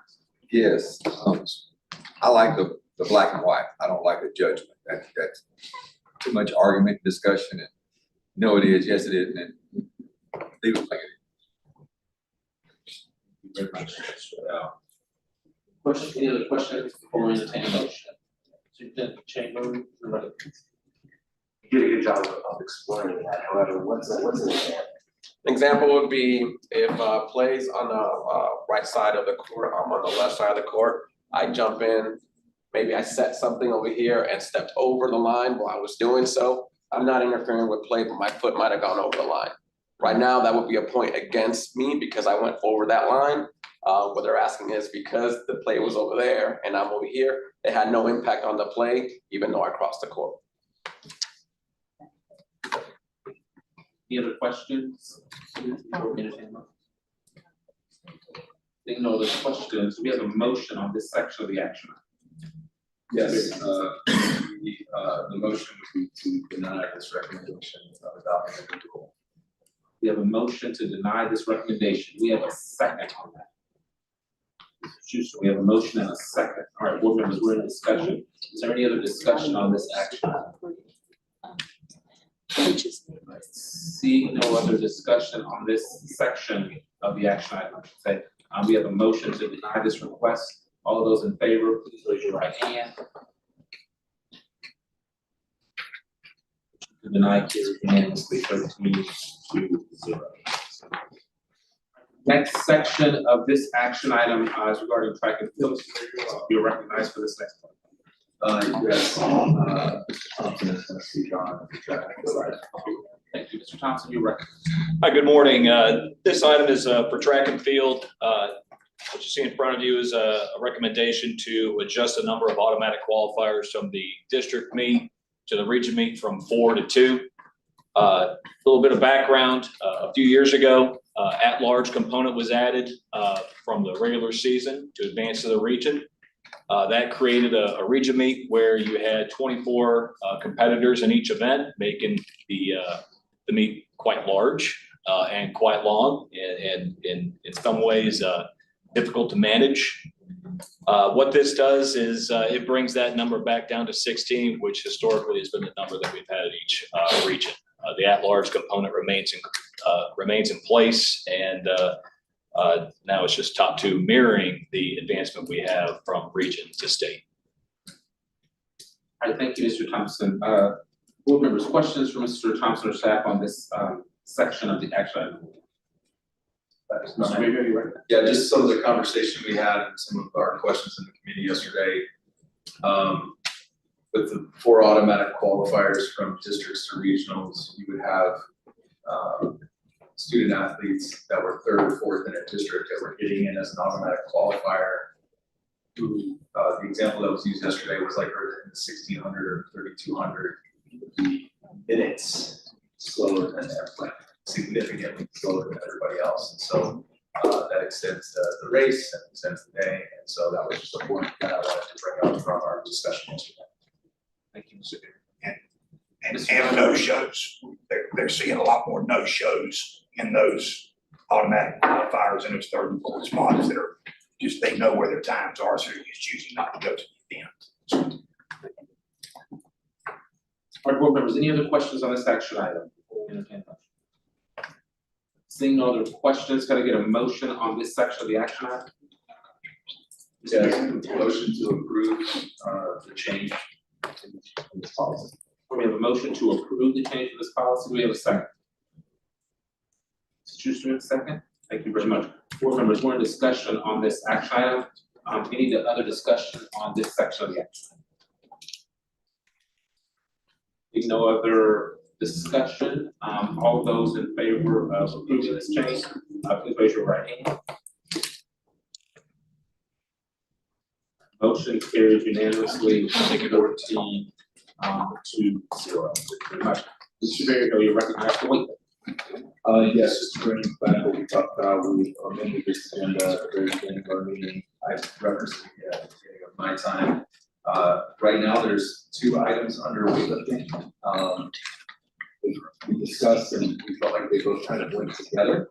So when we voted yesterday 4-0 to approve this, we approved it together. So that's how we want to present it to the board. If for some reason it doesn't get approved together, then we'll go back to number 2 and we'll present number 2 underneath. That makes sense. And I'll explain it further if you don't mind. And I'm gonna turn it over to Mr. Hernandez here to get into the nuts and bolts if you have questions. But essentially, I'll kind of give some historical real quick. A couple of years ago, they requested 5 regions to try to alleviate some of the issues with very, very long regional meets. And then that led to a lack of finding people and schools that were willing to host these 9 and 10 hour long weightlifting meets. And so they wanted to go to 5. Mr. Ozuna and Mr. Hernandez ran the numbers, kind of went through and did a mock-up of what it would look like with 5. It didn't really help very much in terms of what they were trying to look for: less travel, less time at the meet. And so I believe Mr. Johns was involved in recommending as well, if you're going to go away from 4, just double it, go to 8, and lower the qualifiers from 16 to 10 to try to make those meets more manageable and get more people to them. So that is, like Mr. Berryhill said, those 2 are together. There's also a separate item that would leave it at 4 regions, but reduce the at-large qualifiers from 16 to 10, which would also help to achieve their goal of making the events more manageable and more likely to get hosts. If you guys have any questions for Mr. Hernandez about that or about any more of the process, he talks to the coaches a lot more than I do, so he would have a little bit more insight. Questions for staff or Mr. Hernandez? Yes, Mr. John. Yep, I'd just like to address it. And, so this has been an ongoing problem for a long time as far as the distance of travel, Pensacola to Flagler Palm Coast for regional meet. The length of these being so long, we really felt like that the reduction in number going from districts to regional needed to be paired with the increase from 4 to 8 regions. What you don't want to do is unintended consequences, reduce the number, leave it at 4, and then you have in those at-large lifters that really should be at the regional meet, because now you have so many more people competing and those numbers are much larger. So that's why we felt like they needed to go together. So an increase in number of regions, reduction in number of qualifiers. It will give you more quality qualifiers. It will reduce the amount of time. You could go from an 8 or 9, even 10-hour meet down to a 3 or 4 hour meet. It will not 100% solve the problem of getting hosts, but we believe it's a step in the right direction. And I have challenged the weightlifting coaches as late as this morning, that if this goes through, it is their responsibility. They've gone through the process as our bylaws set forth. It's been through 2 years, 2 reads. I've challenged that group. you've asked for this, now you need to make sure we have hosts. Okay, and so we've kind of put it back on them to make sure that that gets taken care of. But I do think it's very necessary. Every sport's different. There may be concerns that other sports might be interested in. They're welcome to go through that same process and present their case as well. But these guys have done that, and I believe it's the right step to go for this sport. And I was the one that recommended them not to go from 5 to 8. 5 didn't make a difference. 5 didn't help. And it's an odd number, so 8's much easier breakdown. So that's kind of where we are and why we're bringing this to you. Okay. Thank you, Mr. Jones. So, Mr. Mayor, can I want to Maybe just hold back right this second. So I think what you all are asking us to vote on is the last part of action item number 1 on the weightlifting, modifies the number of at-large qualifier from 16 to 10, and then also action item number 2, which increases the weightlifting from 4 to 8. So what I'm hearing is you all would like to combine those two for this vote. Yes, sir. Very good. Thank you. Next, your record. And that is fine. It actually, the item, I wrote it up very poorly. If you look, and I apologize for that, that is on me entirely. It is actually together. And then there's also a separate item that goes from 16 to 10. So you're more than welcome. Combining they both accomplish the exact same goal. But I just wanted to clarify that I did not write it up correctly. If you look at the item submitted by the Weightlifting Advisory Committee, it does say 4 to 8 and 16 to 10 in the same thing. So I apologize for that mistake, but. So submitted is 1, so we'll still vote on it. It's okay.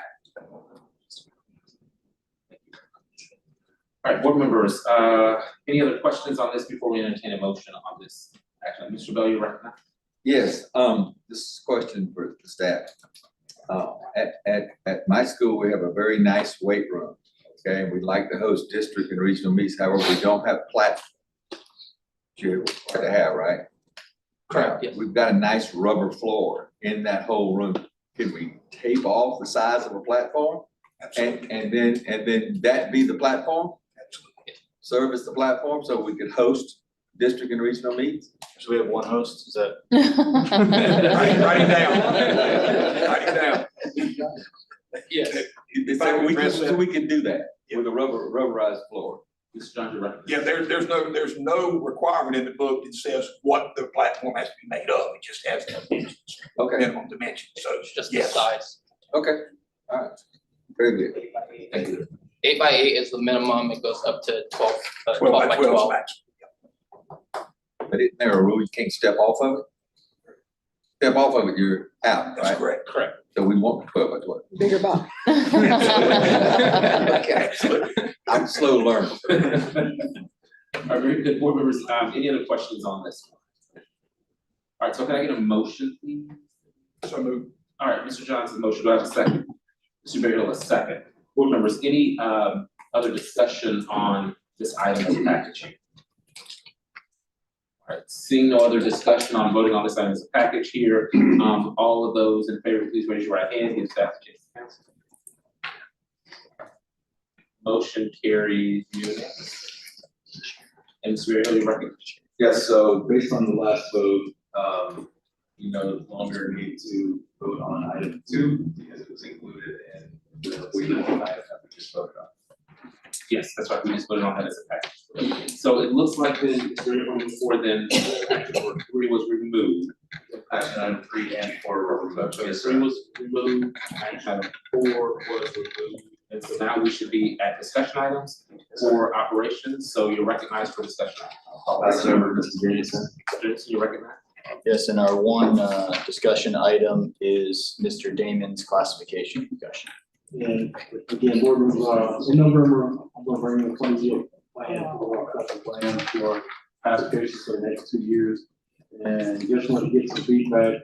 We had some great conversations yesterday, some very healthy conversations in the committee, from the committee members, from the FHSAA, executive Michelle Cruz as well.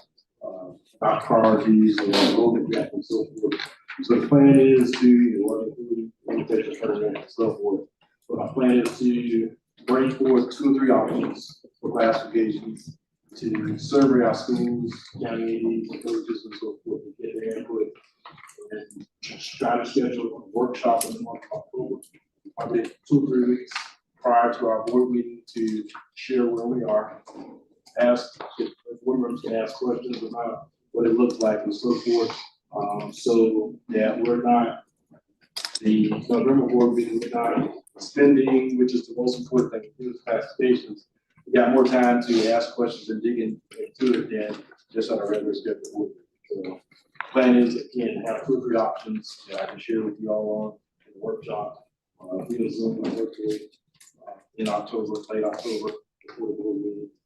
Answer questions, have results of the survey from our membership, the coaches, communities, and our member schools. Share with you and have as much information, and so that when we vote on November.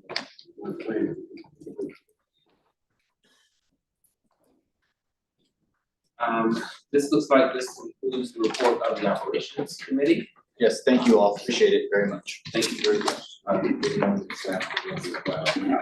So we will now hear the report of FHSAA's legal counsel, Mr. Allen. Mr. Allen, this is your item, you recognized. Chairman, members of the board, first I'd like to commend Ms. Waters on her cards in the background.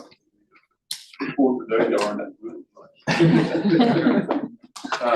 First case that we have still ongoing and in December will be 10 years.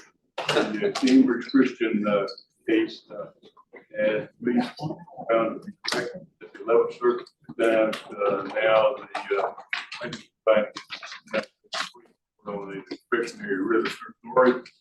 There have been 22 as of the last I heard. Amicus Curiae expensive court briefs filed supporting them, filed by Josh Turner, the singer, filed by 11 states, including the state of Florida.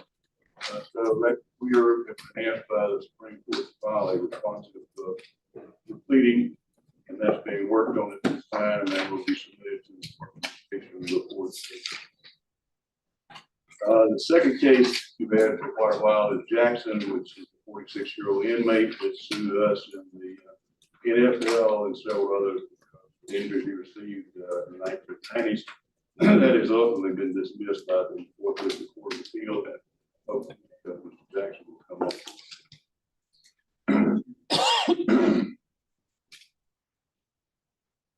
Next case is the Roberts case out of Jacksonville. Student at the Bowles School claimed an injury while pole vaulting. My request that was turned over to insurance defense, and they're defending that. And there was depositions taken in council, and I have not been informed that matter. The next is BN versus the State Board of Education. The student athlete seeking to have the Fairness in Women's Sports Act declared unconstitutional. There's been a global motion to dismiss and file away all the defendants that the court said. The next one is the First Academy case. We've asked that we dismissed. We can tell our problem First Academy was filed. They have not dismissed over time, and it's now filed motion for that dismissed. And the last thing that's been filed recently is in Nash versus Florida High School Athletic Association, which is what you saw yesterday is case number C, which I believe is Walker. That's probably raises it again, and we will file the appropriate pleadings unless you have questions. That's the one with the cat that was kidnapped, right? Whatever happened. We haven't figured that one out yet, but I do think I can get to a forum where I can get the answer. Okay. Thank you very much, Mr. Thank you. That concludes my report. Thank you very much, Mr. So now we will hear the report from Mr. Banger, our executive. Thank you, Dr. Martin. Fall captions coming up, so as Torino will send you an email with dates and locations of championships. Please respond to her and share it to me, so let her know if you're available and like to attend the dates, so we can make sure we have a conversation for you. Give kudos to Kevin Richardson and the administrative team or services team for putting on a great Hall of Fame event last night, and they did that and it was a great show always through first class. This year, you'll see more of a trying to control our own narrative from the association. We're making a concerted effort to put our narrative out there as opposed to letting other folks talk about what we do, share, highlighting and sharing some of the great things that we do here as an association. For example, the 3 student athletes that was up today as a part of our student advisory, leadership advisory council committee. Those individuals sharing more about what they do and so forth, just so you can see the great things that we do here as an association. So you see, don't be surprised if Ms. Jessica asks you to come to your school, interview one of your student athletes, and possibly interview one of you, and share about your involvement with the association and what it means for our student athletes. Because again, there's a lot of great things that happen within this association. And very often those things are sort of lost in sanctions and so forth. One of the great things that I want to share with you, the sportsmanship initiative. Sportsmanship is across the world is at an all-time worst. We've sat and talked about it for years, trying to find a way to do it. Robbie Linderman, Sheldon Cruz, and some others have stepped up and on the collaborative effort to try to address sportsmanship with our coaches, not in a situation of this is what might happen to you if you violate, but trying to create proactive steps and things that coaches can do with their players and as coaches themselves to avoid getting put themselves in a coach regarding getting in trouble. So you see some of these initiatives at our conferences that are taking place through FHSAA, possibly conferences at the FHSAA, and other events that we have trying to get the word out there of things that our coaches can do or relate to their students to try to put under control unsportsmanlike conduct and having just across the state. And lastly, Ms. Kalushi, just want to thank you for your support and your leadership. I remember when I first board was first revealed to me, making a trip out of mine, and you graciously hosted me and talking about the direction that you were moving forward, providing some great snacks for me while I was down there too, which is always great. But just want to thank you for your continued support and your leadership. I think the association has been great these past 2 years, and for one person, thank you for what you've done, what you've been to me as executive director of the association. Thank you. Thank you. Thank you very much for that report. We appreciate that. All right, so now we've come to the moment of our agenda. We will hear from members of the board of directors who want to share comments, requests, or new business. And so we will start to my right here for this section with Mr. Bell. Mr. Bell, you recognize, then we will continue. First of all, it's a pleasure for me to serve on this board. I enjoy working with each and every one of you. It's a lot of fun to me. And I appreciate the staff, always responsive. I call them quite a bit. Not so much for board questions, but from my son, who's the athletic director at Leon. He's scared of Mr. Jameson. So I kind of knocked the bushes down for him a little bit. And for the back row back there, my friends and colleagues for years, and I appreciate y'all. Just want to thank Jamie for bringing those students here today. That was the highlight of the weekend to me. I mean, I enjoyed listening to them, and you hear how articulate they are and how passionate they are about what they're involved in. So I mean, that's why we're all here. So I appreciate that. Mr. Damon, publicly want to tell you I appreciate the work that you do, including us. You're always really good at talking with me about things I'm passionate about. Your willingness to think outside the box on these classifications, I think is huge in moving our association forward. You made a comment earlier that it's the most important thing we do. It definitely is one of them. It's the one thing that affects everyone. And I'm really excited about some of the ideas that are coming forward. And then also, everyone having a part in that and being able to dissect it, come up with, what we think is the best way to move forward. And you're never gonna make everybody happy, but progress is what we're looking for and trying to get closer to a level playing field and a championship way of doing things. So I appreciate that very much. So, thank you. First of all, I want to say how excited and appreciative I am to be back on this board. It's exciting to be part of this group. I've already seen that they're able to express your feelings and move forward, and everybody respects that. It's wonderful. Kids. state of Florida at Tiger. I want to thank the staff who I've known for years and years for everything that they do and how supportive they are of all our athletes about the state and what a difference they make in their lives. I too want to thank Mr. Damon for giving me this opportunity again, and I'm excited to be part of this. Thank you. Vice President Silvetti? Thank you, staff, and thank you, Greg, for doing such a great job with this organization representing student athletes of our state of Florida. And thank you to my colleagues here for trusting me with elevating this position. I guess talking a lot really this reward. I appreciate your patience with listening to me, and I'm looking forward to having a great year. So thank you. Sure.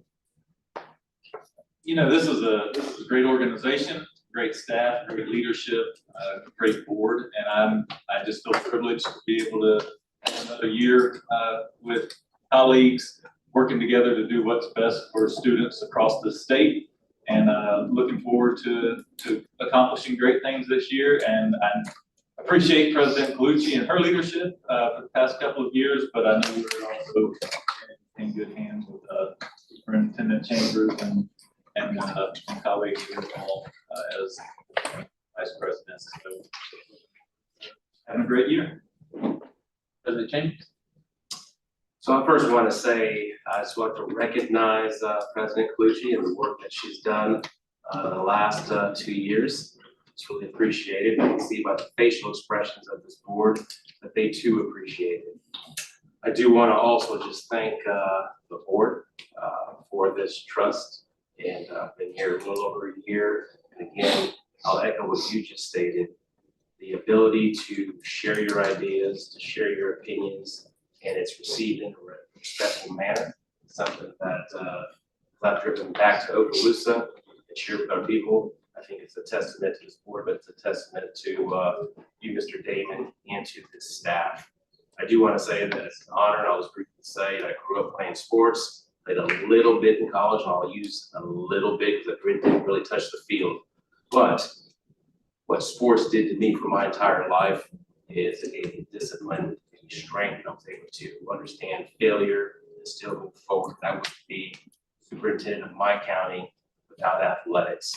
My children went through Florida high school athletics, so that's something that I'm proud of. But just want to say thank you to Mr. Damon, to staff.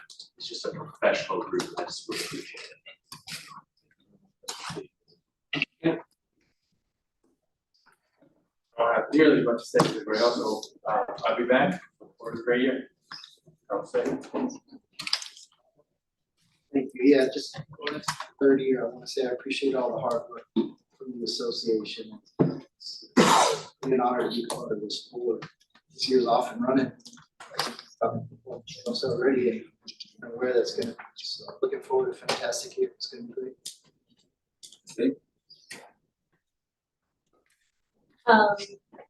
I just want to say, so I'm kind of unique in this board from my perspective. Not athletic, not really involved in administration of athletics at my high school, but rather helping students as they make the transition from high school to college admissions. And what we've seen in the last 5 or so years in that landscape, the GPA and the test scores aren't really what's moving the needle. Last year was the highest number of college applications in the history of college.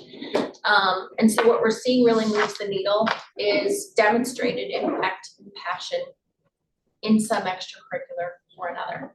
So seeing these students this morning was so inspirational for me. I wanted to thank the organization as a whole for just giving those students that were sent to the workshop in Indianapolis the opportunity to kind of hone their leadership skills, take their lessons back to their classmates, because I think a lot of these soft skills are ultimately what are going to make them, prepared for the next thing after high school. So that was super inspirational. As much as my phone beeping was not that fun with the water polo.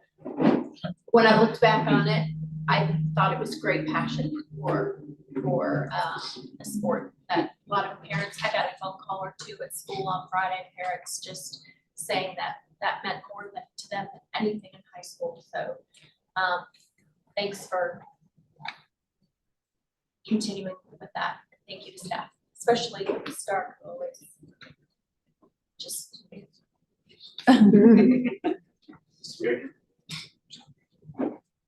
Appreciate it.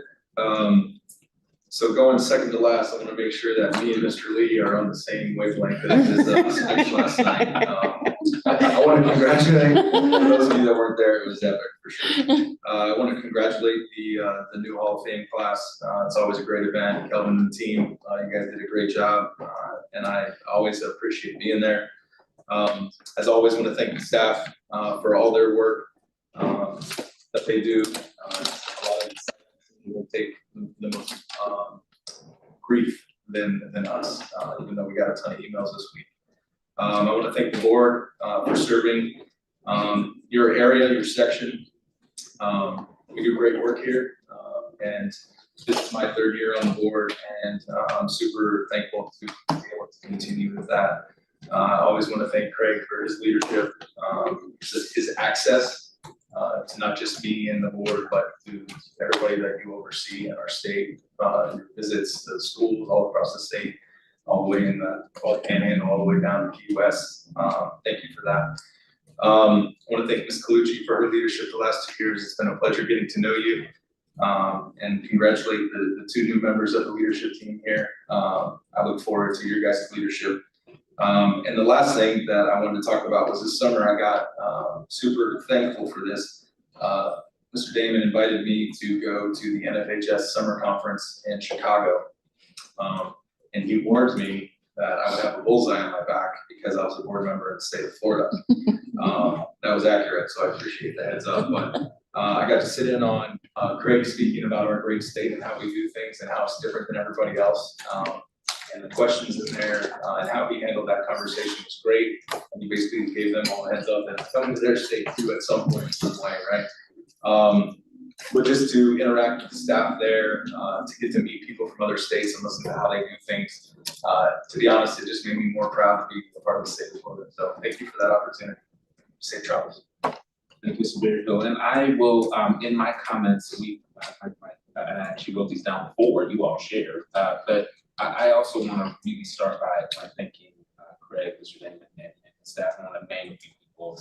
I will tell you, I know the superintendent is familiar with this. I will be meeting with superintendents later this week, and I will be sharing with them to thank you for taking my call. But Mr. Damon, thank you for taking my call. I know there are times when getting lots of calls from us at the Department of Education as we're working through things, but we certainly appreciate that. We appreciate your leadership and being responsive to that as well. And I know she got a shout out earlier, but I particularly want to shout out Ms. Stark as well.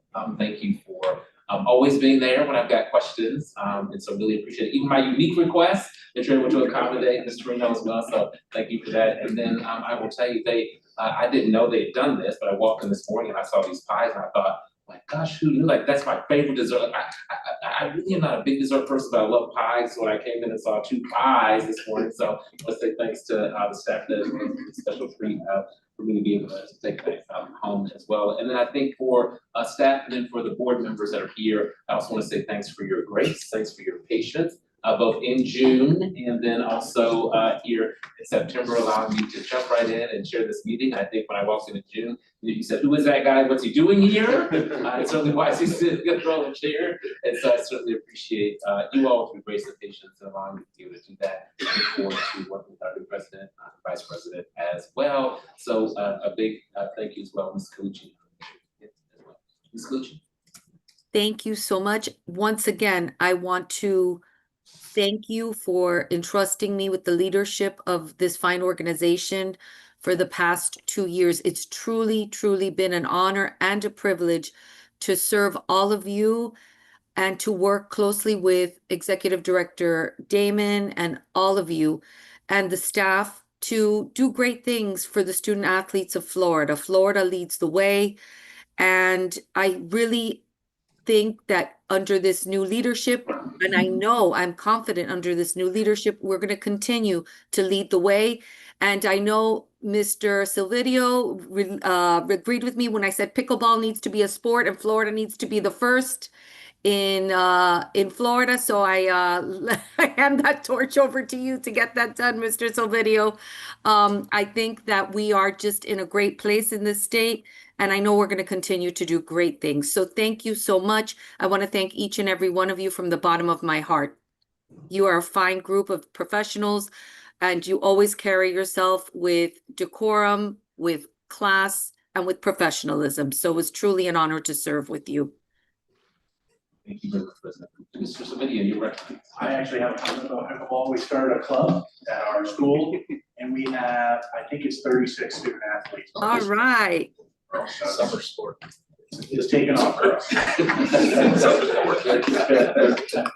Very good. Well, that concludes board member comments for this morning. And so that brings us to the end of our agenda, to the end of our meeting. Do we have a motion to adjourn? So moved. All right, motion adjourned. Thank you all for being here, and we are adjourned.